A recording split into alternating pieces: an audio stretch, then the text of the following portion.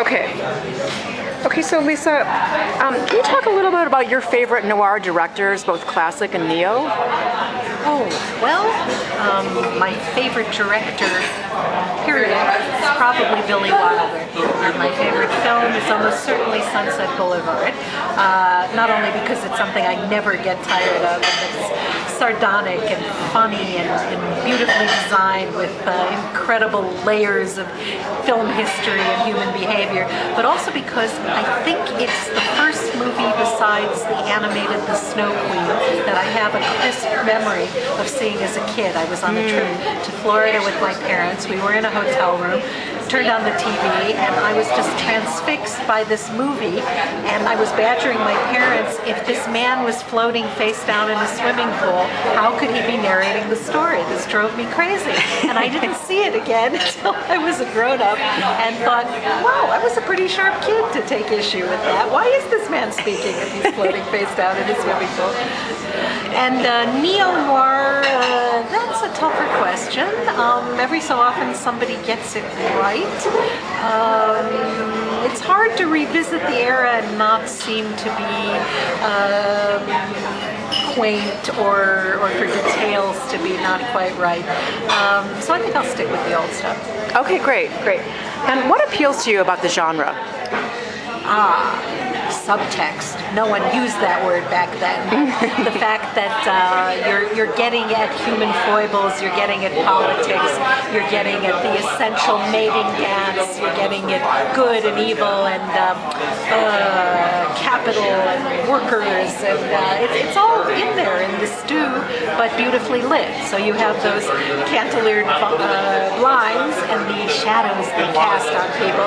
You've got men in terrific hats, women in terrific clothes. I think I would have been very unhappy actually having to live that and dress like that, but I have to say the vast majority of the people that they got to do those roles, whether it's Mary Astor or Sidney Greenstreet, look great in those clothes. Absolutely.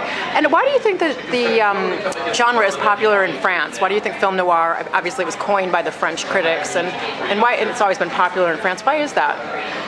That's a very profound question. I think that all cultures have a core group of people who want to feel that they've discovered something that other people aren't onto. And when the French New Wave people started jumping around about film noir, it was very, very hard to see these movies. Obviously, they weren't on TV, and nobody was, because there really wasn't TV yet in France. They weren't showing at the Corner Bijou because people weren't doing revivals and you couldn't get the prints.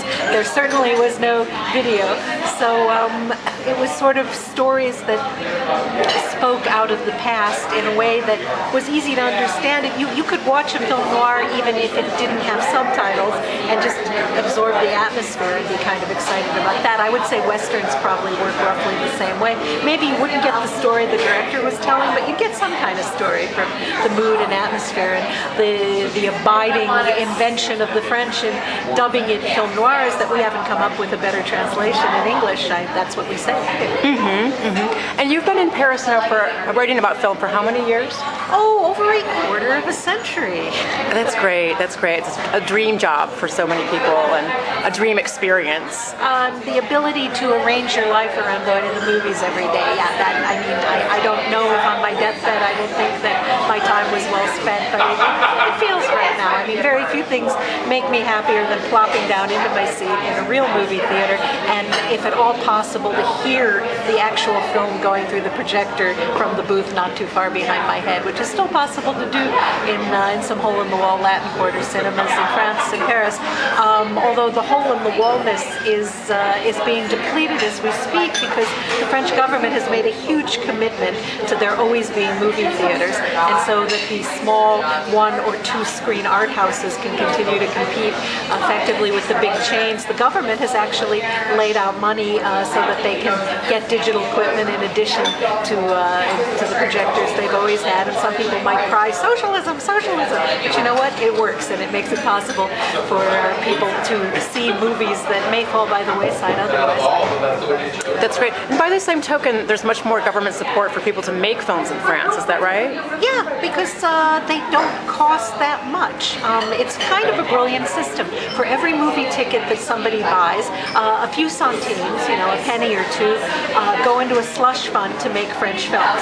So they take that money off the top, whether it's a French movie made by French people, or whether it's something like Avatar, or Hollywood product, whatever it is, a little bit of money goes into that slush fund. Again, you could say, well, that's not fair, but in fact, it's a real brilliant system for reapportioning funds because it's not tax money. It's only a little bit taken off of tickets from people who are presumably film goers and want there to be movies. So it would be like taking a little bit of money off every record album someone buys so that somebody else can record another one. Right, so it's sort of seeding the field for other people to contribute. Absolutely. Right. And are there any current trends in French cinema that you could talk about right now? Well, there's a generation, interestingly, of French filmmakers who grew up watching their own national cinema, European cinema, and a lot of American movies. So I'm seeing more and more French directors kind of trying to do American movies. Inevitably, they feel very European, no matter what those elements are.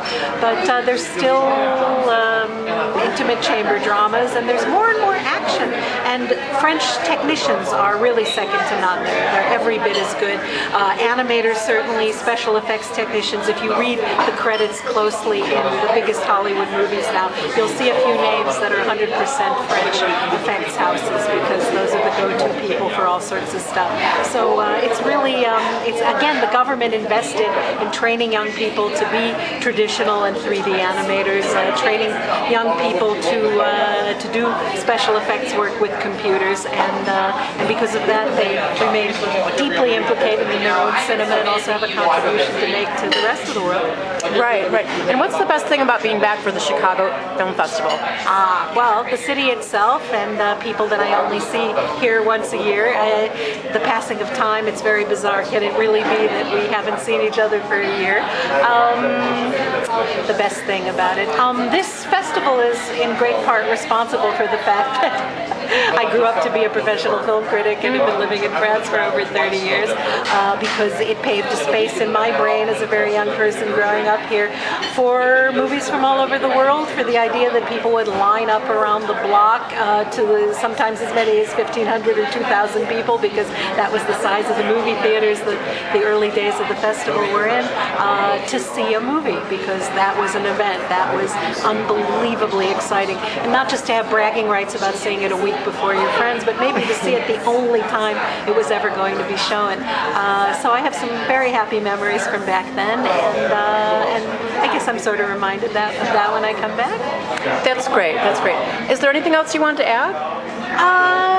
Yeah, it's unbelievable to me, having gone to film school in the 70s, that we are doing this with the equipment you were pointing at me, because it's unbelievable. You're holding it with not even one hand, I would say 2 fingers, and having hoisted a 16mm eclair onto my shoulder and peered through the eyepiece and having to focus and having to make sure there was enough light. I mean, here we are with natural light, and there's no sound person. I am shouting at your camera that looks like fingers crossed that we pick it up.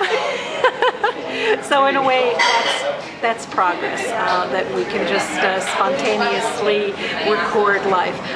Then again, the thrill when you press the trigger when incredibly expensive motion picture film was going through, and not knowing whether you'd gotten it in the can or not until as much as a week later when it came back from the lab. I don't know if that anticipation is going to be a part of people's lives ever again, and I think it makes you a better person. It makes you a little more patient, whether you're standing in line or waiting for something to happen, because you have a lifetime of experience of not getting things instantly. So I'm sure we're on a slippery slope of instantaneousness, but for this purpose it's fine. Right, right. Well, Lisa, thank you so much. I always have so much fun with you, and you're such a great resource. So thank you so much. Okay. Thank you so much for participating. You're welcome.